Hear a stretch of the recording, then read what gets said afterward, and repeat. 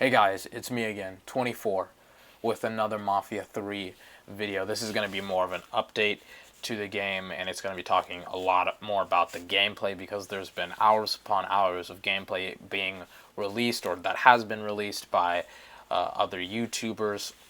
Some of them have streamed it, some of them have pre-recorded footage that they took when they went down to New Orleans, and then they just gave their impressions on it. This isn't necessarily an impressions video. This is kind of just informational, so that way you can get something out of it. So that way you don't have to watch like 4 hours of footage. All right, so the open world looks great. The representation of like a 1970s New Orleans looks great. Like I said in my last video, which will be in the link down below, there seems to be an organicness with the city and how it kind of flows and interacts with people of color, which obviously I am. But it seems interesting because I don't think I've ever really seen this in a video game, that there are certain people that will react a certain way with Lincoln, like the police officers. Whenever you're in a certain area, like whenever you're in the rich part of New Bordeaux, which is a fictional reimagining of New Orleans, some of them will be like, you're not supposed to be here, get out of here, boy, etc., etc. There are even segregated shops. I'm like, what? I cannot believe that they had the gall to do that, because really video games that kind of just try and stay away from stuff like that, from kind of racist things in their video games. But I mean, it's a reimagining of New Orleans, but it's still set in that time period, so it still has those segregation laws and discrimination laws. And it's not necessarily that I love it. I love seeing racism in video games. It's more along the lines that I like that it's historically accurate, so that way you as the gamer learn something, and so that way it's interesting to see that in a video game. I think not necessarily as like a political message. I kind of like seeing developers kind of delve deep into sexism and racism and some political themes, but not get too deep and not show their bias. But moving on. The crime looks great. I know that this is kind of obvious, but it looks like you're, a mob boss, like you're in the Mafia, like you're doing these very, really shady type of deals, where you're blowing up, drug supply, that is affiliated with a certain district to bring down the district's income, so that way it forces out the boss to taking out these pimps, so that way they don't have income. It's pretty much just making it's how you play the game is you take away income from these mob bosses. They come out of hiding, then you can kill them, right? Then you're trying to move up and trying to make sure that the mob that's running New Bordeaux doesn't run it anymore, because you're trying to seek revenge on them. But it seems like a really good mob game, because the developer was actually talking about this, or one of the developers, or game developers, excuse me. I think it was the game director, I shouldn't say developer, it was one of the game directors that said this, that you could actually get these lieutenants, right? Like maybe you could get a pimp, or a really prominent drug dealer, or a hustler, or whatever. You could find them, and maybe you have to kill them, or you have to interrogate them. But instead of killing them, you can persuade them to come to your side, aka you don't kill them, or you offer them money, right? Now they work for you. And it's just like such a gangster thing, man, to do something like that, to take away, not only to take away someone's income, but to pimp it to your benefit. Kendrick Lamar. I love that so much, man. I've never been so excited for a video game about criminality and crime than I was Saints Row 2. Saints Row 2, that was a really good crime game. And I think Mafia 3's crime is fantastic. It's great. It's one of the most important features of the game.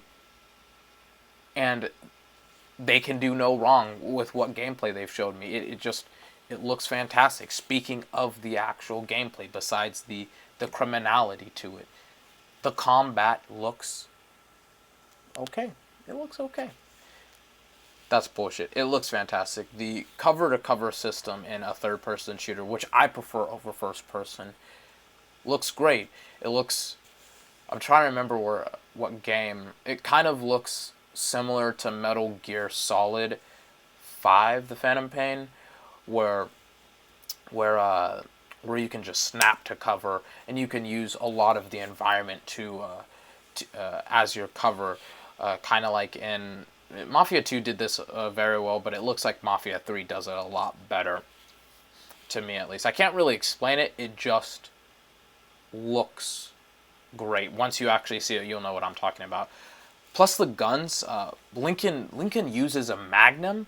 If you have no idea what a Magnum is, it looks like a Magnum 45 or something along that lines. Just a Magnum in general. If you have no idea what what gun a Magnum is, it's pretty much like having a cannon in your hand. The kickback is so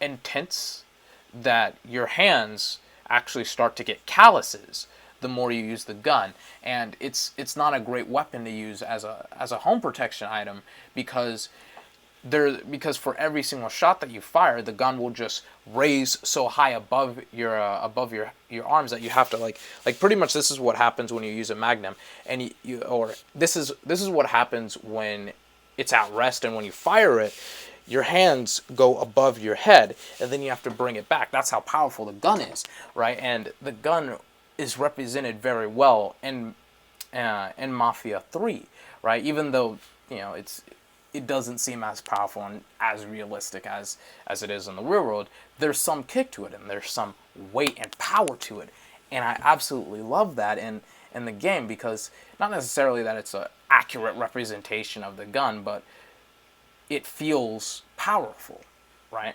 And that's what the Magnum is about. But it's not just the Magnum.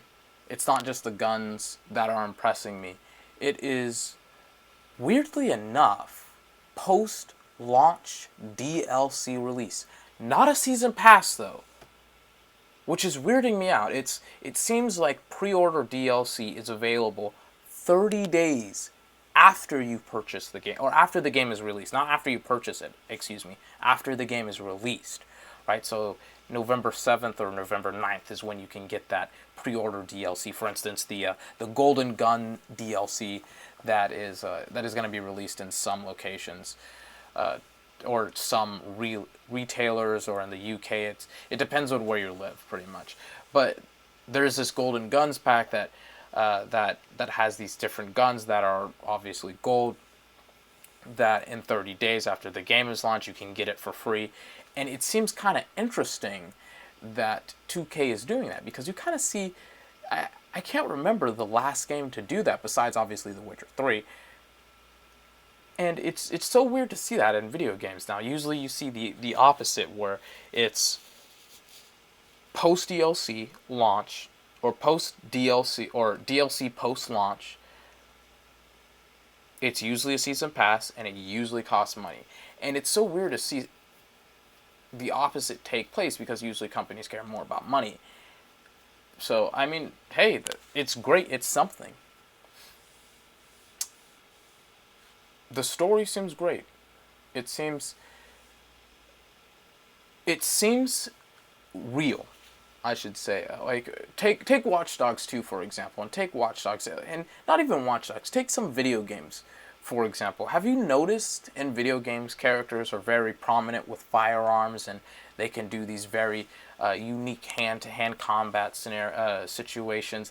Like the new protagonist, I can't be bothered to know his name, of Watch Dogs 2, is from the ghetto, essentially. He's from the hood, right? So and this is kind of racist, but Ubisoft's reasoning for him knowing how he has the capability of using firearms, and he has this like little 8-ball on a chain and stuff like that, how he knows how to use that is because he's from the hood.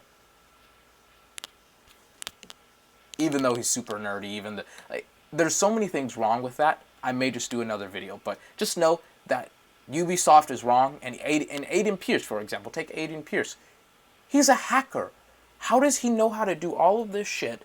How does he know how to make an IED, right? As a hacker, that doesn't make any sense, right? But with Lincoln, he's he's ex special operations. He was an Army Ranger. If you have no idea what an Army Ranger is, an Army Ranger is like the top tier of the Army. They are the equivalent of the Navy SEALs, right?